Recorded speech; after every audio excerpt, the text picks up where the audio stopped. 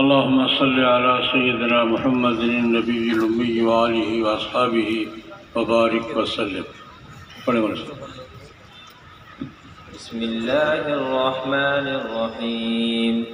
الحمد لله الذي أكرم هذا الدين بعلمائه وخصهم بكرمه وعطائه، وأنعم عليهم بدخول روضة قدسه وثنائه، وهم أهل الحق وورثة أنبيائه، ونفعنا بهم ورفعنا بعلمهم وبجميع الصالحين من عباده. نحمده حمدا لا يحصى على حسن كرمه وجميل آلائه، ما دامت الأرض قائمة بكواكبها تحت سمائه، وما دامت المجرات مسلوبة في فضائه، وما دام في الدنيا عبد يتقلب بين مقامي خوفه ورجائه. وأشهد أن لا إله إلا الله وحده لا شريك له، شهادة لعزته وكبريائه. وأشهد أن سيدنا ونبينا وسندنا وحبيبنا محمدا عبده ورسوله، سيد نبلائه وأتقيائه وأصفيائه ونجبائه وخاتم أنبيائه. وصلى الله تعالى على خير خلقه محمد وعلى آله وأصحابه أجمعين. أما بعد، باب قول الله تعالى: ونضع الموازين القسط ليوم القيامة وأن أعمال بني آدم وقولهم يوزن. وقال مجاهد: القسطاس العدل بالرومية، ويقال القسط مصدر المقسط وهو العادل، وأما القاسط فهو الجائر. وبالسند المتصل من أستاذنا المكرم صاحب العلم والقلب السليم الشيخ محمد عارف قل الحسن زي متعنا الله بفيوزه. وبه قال: حدثنا الشيخ الكبير نافع الخلق بعلومه في الزمان، وأستاذ المحدثين الكرام الشيخ سليم الله خان نور الله مرقده.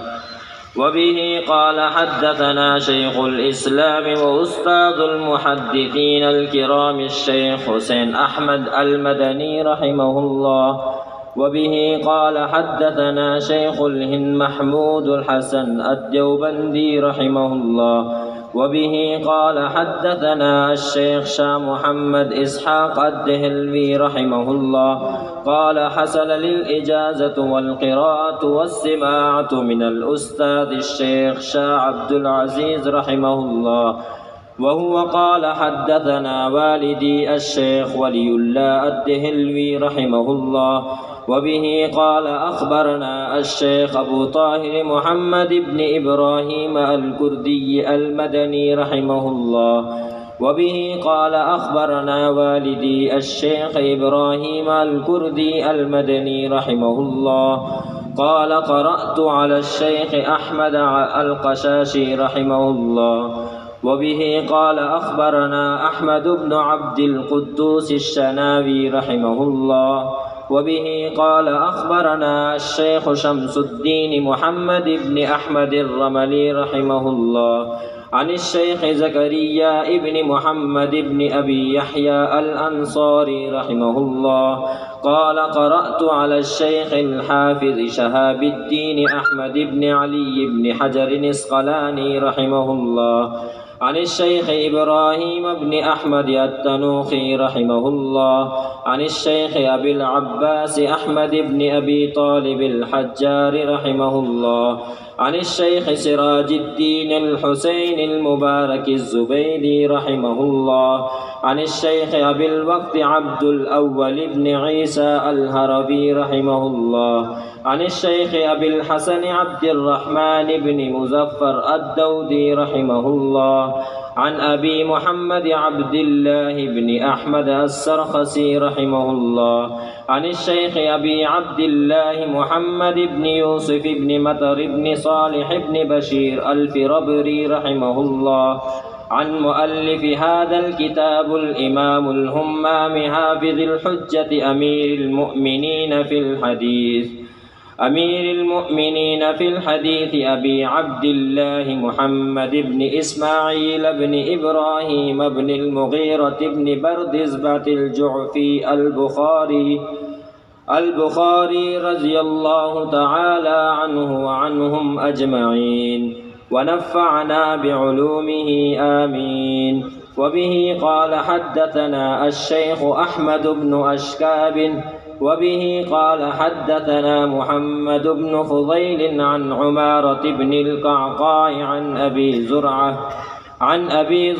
عن أبي هريرة رضي الله تعالى عنه وعنهم أجمعين قال قال النبي صلى الله عليه وسلم كلمتان حبيبتان إلى الرحمن خفيفتان على اللسان ثقيلتان في الميزان سبحان الله وبحمده سبحان الله العظيم أو كما قال صلی اللہ علیہ وسلم۔ سب سے پہلے تو میں ان علماء کرام کو جنہوں نے آج بخاری شریف کی آخری روایت اپنی سند متصل کے ساتھ تلاوت کی ہے، قرأت کی ہے، انہیں ان کے اہل خاندان کو، ان کے اساتذہ کو، جامعہ کے منتظمین، معاونین، سب کو مبارکباد دیتا ہوں۔ اللہ رب العزت نے یہ سعادت نصیب فرمائی، انہوں نے آج بخاری شریف بھی مکمل کی ہے، اپنا دورہ حدیث کا نصاب بھی مکمل کیا ہے اور اپنا درس نظامی کا نصاب بھی مکمل کیا ہے۔ آج ان کی 13ویں تکمیل۔ اللہ پاک ان کا پڑھنا ان کے لیے، ان کے تمام متعلقین کے لیے دنیا اور آخرت کی خیر و برکت کا ذریعہ بنا۔ آخری بات پڑھی گئی ہے، اس کے بارے میں کچھ عرض کروں گا، لیکن اس سے پہلے تمہید کے طور پر ایک دو باتیں، کیونکہ طلباء کے علاوہ سارے حضرات موجود ہیں، بہت سے حضرات، عمومی ماحول کو سامنے رکھتے ہوئے ایک دو باتیں بطور تمہید کے عرض کروں گا، پھر روایت کے بارے میں ایک دو باتیں عرض کروں گا اور یہ حاضری مکمل ہوگی انشاءاللہ۔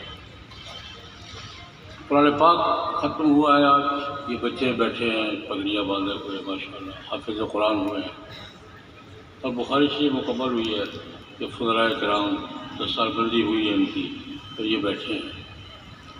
میں یہ بات کہنا چاہوں گا کہ قرآن پاک کا اور حدیث کا آپس میں جوڑ کیا ہے، اس پر ذرا تھوڑی سی بات کرنا چاہوں۔ قرآن پاک اللہ کا کلام ہے اور حدیث جناب نبی کریم صلی اللہ علیہ وسلم کا کلام، ان کا آپس میں جوڑ کیا ہے۔ بہت تفصیلات ہیں اس کی، لیکن میں مختصراً 3 باتیں عرض کروں گا۔ قرآن پاک اور حدیث نبوی کا آپس میں ایک جوڑ یہ ہے کہ ہمیں قرآن پاک حدیث کے ذریعے ملا ہے۔ ہماری قرآن پاک تک رسائی کس کے ذریعے ہوئی ہے؟ حدیث۔ قرآن پاک تک ہماری رسائی براہ راست نہیں ہے۔ میں مثال کے طور پر اس کروں گا۔ پہلی وحی 5 آیتیں ہیں۔ اعوذ باللہ من الشیطان الرجیم، بسم اللہ الرحمن الرحیم، اقرأ بسم ربک الذی خلق، خلق الانسان من علق، اقرأ وربک الاکرم، الذی علم بالقلم، علم الانسان ما لم یعلم۔ ہم سب جانتے ہیں کہ یہ پہلی 5 آیتیں پہلی وحی ہے، ہمیں یہ ملی ہے غار حرا سے۔ یہ 5 آیتیں کہاں سے ملی ہیں؟ غار حرا سے۔ غار حرا کا واقعہ ہے تو 5 آیتیں بھی ہیں، اور اگر غار حرا کا واقعہ نہیں ہے تو 5 آیتیں کہاں سے آئیں گی؟ غار حرا کا واقعہ جناب نبی کریم صلی اللہ علیہ وسلم نے کے ساتھ واقعہ پیش آیا. رسول اللہ صلی اللہ علیہ وسلم نے واقعہ بیان کیا کہ میرے ساتھ یہ واقعہ پیش آیا ہے اور اس واقعے میں مجھے یہ 5 آیتیں دی گئی ہیں. حضور نے بیان فرمایا ہے. روایت کس نے کیا ہے؟ صحابہ کرام نے. رسول اللہ صلی اللہ علیہ وسلم نے بیان فرمایا ہے، صحابہ نے روایت کیا ہے. اس کو کیا کہتے ہیں؟ حضور نے بیان فرمایا ہے، صحابہ کرام نے روایت اس کو کیا کہتے ہیں؟ حدیث. ہمیں پہلی 5 آیتیں اس واقعے کے ذریعے، اگر واقعہ ہے تو 5 آیتیں بھی ہیں، اور واقعہ نہیں ہے تو 5 آیتیں کوئی اور سورس ہے آپ کے پاس. اور واقعہ رسول اللہ صلی اللہ علیہ وسلم نے بیان کیا ہے، صحابہ نے روایت کیا ہے تو واقعہ ہے. اگر یہ روایت نہیں ہے تو واقعہ نہیں ہے. تو میں نے یہ عرض کیا ہے کہ قرآن پاک کی پہلی وحی ہمیں کس کے ذریعے ملی ہے؟ حدیث کے. حدیث پہ ایمان ہے تو قرآن پہ ایمان ہے، حدیث پہ ایمان نہیں ہے تو قرآن پاک تک رسائی کا کوئی اور متبادل ذریعہ نہیں. بعض لوگوں کو مغالطہ ہو جاتا ہے، پوچھتے ہیں مولانا صاحب قرآن پاک پر تو ہمارا ایمان ہے، قرآن پاک کے بعد حدیث پہ ایمان لانا بھی ضروری ہے. پوچھتے ہیں، آج کل تو یہ سوال عام ہے. میں ان سے کہا کرتا ہوں برخوردار بعد میں نہیں پہلے. حدیث پہ ایمان ہوگا تو قرآن پہ ہوگا، حدیث پہ نہیں ہوگا تو قرآن پاک پر ایمان ممکن نہیں ہے. طلباء کے لیے عرض کر رہا ہوں، دلائل کی ترتیب میں قرآن پہلے ہے، حدیث بعد میں ہے. ایمان کی ترتیب میں حدیث پہلے ہے، قرآن بعد میں. قرآن پاک کا صرف 5 آیتیں نہیں، قرآن پاک کا کوئی جملہ، کوئی آیت، کوئی لفظ، کوئی صورت حدیث کے بغیر نہیں ملی. قرآن پاک کا کوئی بھی جملہ کہیں سے پڑھ لے، پوچھے یہ کس نے کہا ہے کہ یہ قرآن پاک کا جملہ ہے؟ عراق قریش صورت ہے، کس نے کہا ہے کہ یہ نازل ہوئی تھی؟ نبی کریم صلی اللہ علیہ وسلم. ان کے کہنے پہ مانی ہے نا، اور ان کا کہنا کیا ہوتا ہے؟ حدیث ہوتا ہے. قرآن پاک کا کوئی ایک لفظ بھی ہے جو حدیث کے بغیر ملا ہو، اور جس لفظ کے پیچھے حدیث نہیں ہے وہ قرآن کا لفظ ہے. اس لیے یہ بات ذہن میں رکھیں کہ دلائل کی ترتیب میں قرآن، حدیث، آگے کیا ہے؟ اجماع، آگے کیا ہے؟ 4 ہے. دلائل کی ترتیب میں قرآن پہلے ہے، حدیث سنت بعد میں ہے. لیکن ایمان کی ترتیب میں حدیث پہلے ہے، قرآن بعد. قرآن پاک کی کوئی صورت، کوئی آیت، کوئی ایک لفظ بھی ایسا نہیں جو نبی کریم صلی اللہ علیہ وسلم کی اس ارشاد کے بغیر ہم نے مان لی ہو کہ یہ مجھ پہ نازل ہوئی ہے. اور مجھ پہ نازل ہوئی ہے حضور کا ارشاد یہ حدیث ہے. میں اس پر ایک مثال اور شہادت اور پیش کرنا چاہوں گا. قرآن پاک کتابی شکل میں جناب نبی کریم صلی اللہ علیہ وسلم کے زمانے میں نہیں تھا. یاد تھا لوگوں کو؟ ترتیب بھی تھی، جمع بھی تھا، کتابی شکل میں مرتب نہیں تھا. یہ کب ہوا ہے؟ جناب نبی کریم صلی اللہ علیہ وسلم کے وصال کے بعد حضرت عمر رضی اللہ عنہ کی تجویز نہیں، تحریک پر، حضرت صدیق اکبر رضی اللہ عنہ کے حکم پر لکھا کس نے ہے؟ حضرت زید بن ثابت رضی اللہ عنہ. ایک بات طلباء کے لیے عرض کرنا چاہوں گا، قرآن پاک کے تحریری شکل میں مکمل ہونے کا وقت ہی حضور کی وفات کے بعد تھا. آخری سانس تک وحی کا امکان باقی ہے یا نہیں؟ جب تک وحی کا امکان باقی ہے قرآن مکمل ہے.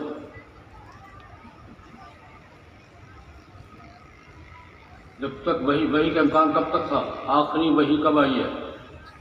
ام المومنین حضرت عائشہ رضی اللہ تعالیٰ عنہ فرماتی ہیں حضور کا ہاتھ یوں کھڑا تھا، سامنے جبریل تھے، حضور نے اللہم بالرفیق الاعلیٰ کہا، ہاتھ یوں گر گیا۔ یہ آخری لمحہ تھا، اس سے پہلے تک وحی کا امکان تھا نا، اور وحی کا امکان جب تک تھا قرآن مکمل تھا۔ وحی کب مکمل ہوئی ہے؟ ہاتھ یوں ہونے سے، قرآن بھی اب مکمل ہو۔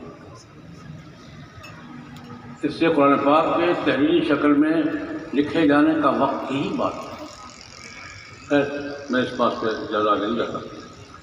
حضرت زید بن ثابت رضی اللہ عنہ نے حضرت صدیق اکبر رضی اللہ عنہ کے حکم سے قرآن پاک لکھا۔ بخاری میں آپ نے تفصیلی روایت پڑھی ہے، میں یاد نہیں کروا رہا ہوں کہاں سے لیا قرآن پاک۔ خود فرماتے ہیں، بخاری شریف کی روایت کے مطابق زید بن ثابت خود فرماتے ہیں، مجھے یاد تو تھا، حافظ تھے، لیکن میں نے ایک فارمولہ طے کیا تھا حضرت صدیق اکبر رضی اللہ عنہ کے ساتھ کہ حضرت جس قرآن پاک کی جس آیت پر مجھے میرے سوا 2 گواہ اور ملیں گے وہ لکھوں گا۔ مجھے تو یاد ہے، لیکن میرے سوا 2 گواہ اور ہوں گے جو تصدیق کریں گے کہ یہ آیت ہم نے بھی حضور سے ایسے ہی سنی ہے جیسے تم پڑھ رہے ہو، پھر لکھوں گا۔ طے ہو گیا۔ حضرت صدیق اکبر رضی اللہ عنہ نے منظوری دے دی، ٹھیک ہے۔ کہتے مجھے 6 مہینے لگے، میں نے صحابہ کرام کے دروازے کھٹکھٹائے، ان کے پاس گیا، تم نے کیسے سنا ہے، تم نے کیسے سنا ہے۔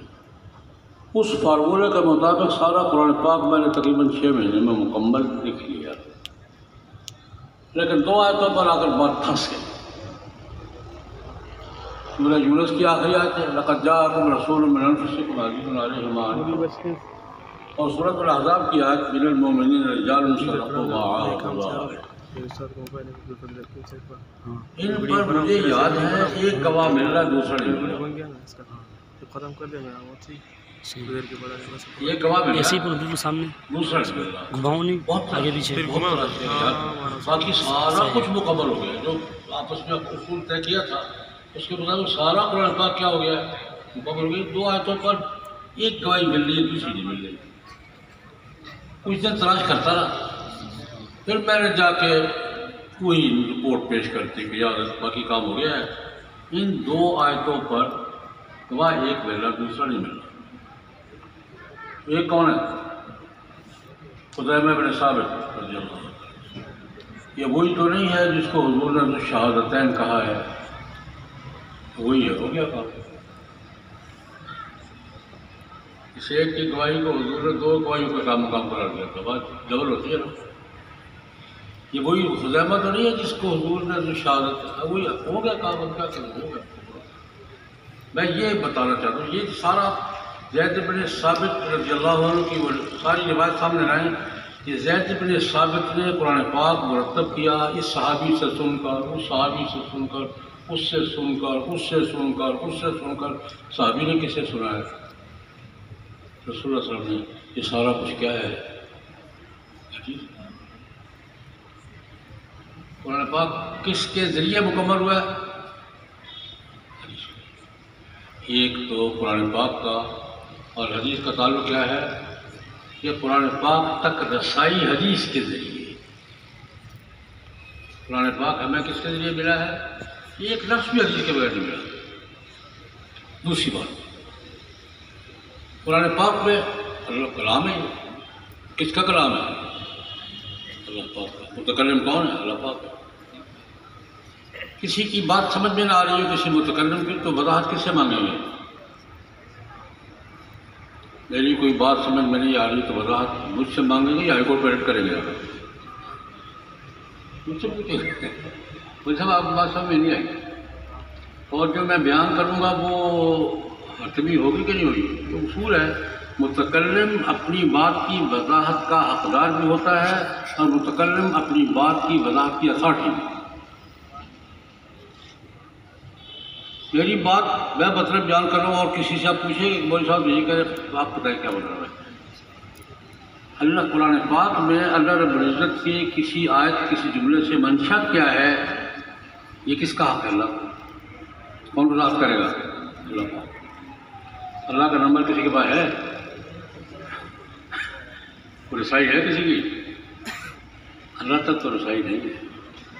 اللہ کے نمائندے تک بھی رسائی ہے کہ نہیں؟ اللہ کا نمائندہ کون ہے؟ رسول کا معنی کیا ہوتا ہے؟ یہ بات اچھی طرح، رسول کا معنی کیا ہے؟ ترجمہ کیا ہے؟ نمائندہ۔ یہ رسول ہے، یہ رسول ہے۔ رسول کا معنی نمائندہ ہے۔ وہی بات، لیکن نمائندہ جو بات کرتا ہے، کوئی نمائندہ سیاسی ہو یا نمائندہ جو بات کرتا ہے وہ اس کی ہوتی ہے کہ جس کا نمائندہ ہوتا ہے اس کی بات ہوتی ہے۔ کوئی بھی نمائندہ کسی بھی لیول پر کسی بھی دائرے میں بات کرتا ہے بحیثیت نمائندہ، تو وہ بات اس کی ہے یا جس کا نمائندہ اس کی ہے؟ ایک مثال ہوگا، ہمارے ملک میں سینکڑوں ملکوں کے سفیر ہیں۔ جب کسی ملک کا سفیر آتا ہے تو اپنی سند پیش کرتا ہے صدر محترم کو، سند وصول کی جاتی ہے، اس کو اس ملک کا نمائندہ کنفرم کیا جاتا ہے، ٹھیک ہے۔ اب وہ جب تک سفیر ہے، بس اب فرانس کا سفیر ہے پاکستان میں، جب تک سفیر ہے وہ جو بات بھی کرے گا اس کی ہوگی یا فرانس کی ہوگی؟ فرانس کا سفیر پاکستان میں اپنی مدت سفارت کے دوران جو بات کرے گا اس کی ہوگی یا فرانس کی ہوگی؟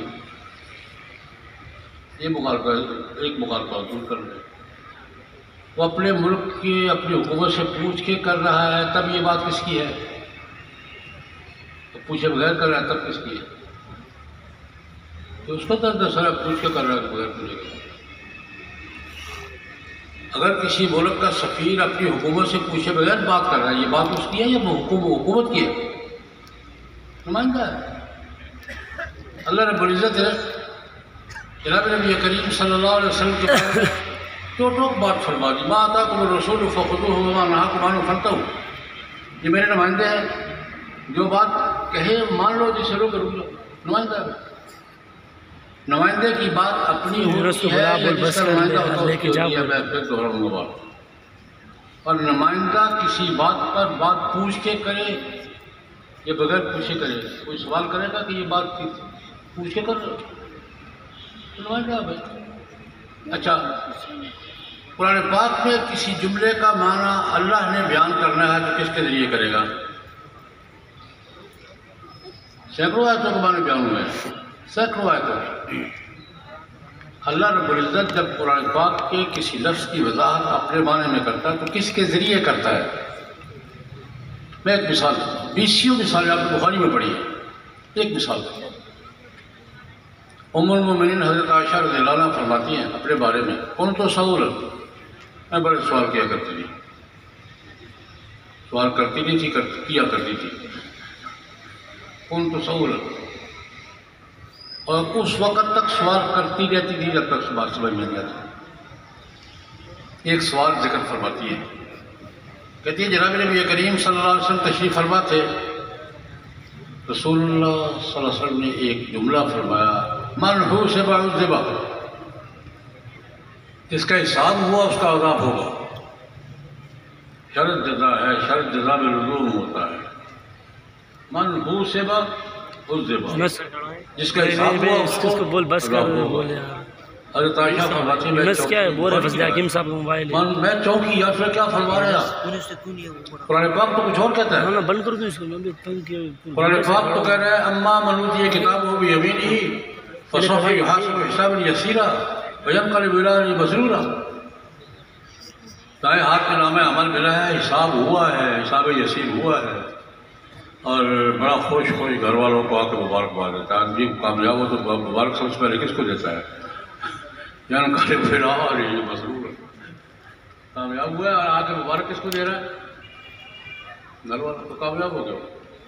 بلکہ یہ فرمایا اپنا رزلٹ کارڈ لوگوں کو پڑھاتا پھرے گا، ہاؤ اقرؤوا کتابیہ انی ظننت انی ملاق حسابیہ، وہ فی عیشۃ راضیہ، اور دیکھا میرا کارڈ دیکھو کتنے نمبر آئے ہیں، ہاں وقرؤوا کتابی، تبصرہ بھی کرے گا انی ظننت انی ملاق حسابی، میں نے محنت کی ہوئی، اس سے اندازہ 7 نمبر ٹھیک آئیں گے۔ وہ فی عیشۃ، بڑے مزے میں ہوگا وہ۔ حضرت عائشہ فرماتی ہے یا رسول اللہ قرآن پاک تو یہ کہہ رہا ہے حساب بھی ہوگا، مسرور بھی ہوگا، گھر والوں کے آ کر خوشخبری بھی دے گا، اور لوگوں کو رزلٹ کارڈ بھی پڑھاتا پھرے گا، تبصرہ بھی کرے گا، عیش و رضا بھی ہوگا۔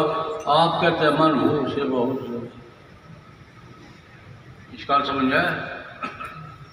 رسول اللہ صلی اللہ علیہ وسلم ایک جملے میں بات سمجھ، ایک جملے میں فرمایا ذاک العرض یا عائشہ اما من نوقش فقد عذب، عائشہ وہ حساب نہیں پیشی ہے، وہ حساب یسیر جو نا حساب نہیں ہے، وہ کیا ہے پیشی ہوئی، سرکار بنام فلان آیا بھائی ایک آدھ سال جایا، اما من نوقش فقد عذب، اس کا ترجمہ کیا کرتا ہوں، جس کا ریکارڈ طلب ہو گیا وہ مارا گیا۔ صرف پیشی پہ فیصلہ ہوا تو ٹھیک ہے، کامیاب ہے، اور اگر ریکارڈ طلب ہو گیا نا، یہ حساب اما من نوقش فقد عذب، اس کا سادہ ترجمہ کیا کر رہا ہوں، جس کا ریکارڈ طلب ہو گیا نا وہ مارا گیا۔ اب یہ حساب یسیر کیا ہے، پیشی کیا ہے، ان آیات کا مطلب کیا ہے، یہ اللہ کی طرف سے ہے، اور بیان کون کر رہا ہے، رسول اللہ صلی اللہ علیہ وسلم، اور حضور جو مطلب بیان کر رہے ہیں وہ اس کا ذریعہ ہمارے تک پہنچنے کا ذریعہ کیا ہے، حدیث۔ تو میرا دوسری بات یہ ہے قرآن پاک کے متن تک رسائی بھی حدیث کے ذریعے ہے، قرآن پاک کی کسی آیت سے اللہ کی منشا کیا ہے وہاں تک رسائی بھی کس کے ذریعے ہے، حدیث کے ذریعے۔ کسی بات نہیں، 10 بار تو نہیں کر رہے ہوں، بس کر دینا۔ کسی بات کوئی بات ایک ماحول میں کی جائے تو معنی اور ہوتا ہے، دوسرے ماحول میں وہی بات کی جائے تو معنی اور ہوتا ہے۔ اس کو آج کی زبان میں بیک گراؤنڈ کہتے ہیں، اور ہماری زبان میں شان نزول کہتے ہیں۔ آج کی زبان میں کیا کہتے ہیں، یہ بات کس بیک گراؤنڈ میں کہی گئی ہے، معنی تب متعین ہوگا، اور ہمارے یہاں کیا اس طرح ہے، اس کا شان نزول کہتے ہیں۔ بیک گراؤنڈ بدلنے سے معنی بدل جاتا ہے، اس کی بھی 20 مثالیں قرآن پاک میں ایک بیان کرتا ہوں۔ حضرت عروہ بن زبیر رضی اللہ تعالیٰ عنہ اپنی خالہ محترمہ سے، ام المؤمنین حضرت عائشہ رضی اللہ عنہ کے شاگرد بھی ہیں، بھانجے بھی ہیں، اور جانشین بھی۔ ان 2-3 عروہ بن زبیر، قاسم بن محمد اور عمرہ بن جعفر، حضرت عائشہ کی جانشین بھی سوال ہوتے ہیں، پوچھتے رہتے تھے، یہ بھی بہت سوالن تھی۔ ہمیں جی قرآن پاک میں ہے ان الصفا والمروۃ من شعائر اللہ فمن حج البیت او اعتمر فلا جناح علیہ الطواف بہما۔ صفا مروہ شعائر اللہ میں سے ہے، جو آدمی حج کرے اور عمرہ کرے کوئی حرج نہیں کہ صفا مروہ کا چکر بھی لگا لے۔ ترجمہ یہ ہے نا، من حج البیت اب اعتمر فلا جناح علیہ ان یطوف بہما، اس نے حج کیا یا عمرہ کیا کوئی حرج نہیں کہ ان کا چکر بھی لگا لے۔ اب یہ سوال حضرت عروہ نے کیا، مجھا لا جناح علیہ ان یطوف بہما، کوئی حرج نہیں کہ اس کی سعی بھی کر لے، اس میں وجوب کدھر سے ہے؟ صفا مروہ کی سعی مستحب ہے، واجب ہے، حج اس کے بغیر ہوتا ہے، عمرہ یہ وجود کی طرف سے ہے، لفظ تو عبادت کے ہیں، کوئی حرج نہیں آج بھی کرو۔ بس ایک سیکنڈ رکھیے سکتی آتے کو پورا قریب بننا کر آگے لفظ عبادت کے بس حکم ہم وجوب کا لگاتے ہیں، وجوب کی طرف سے آیا۔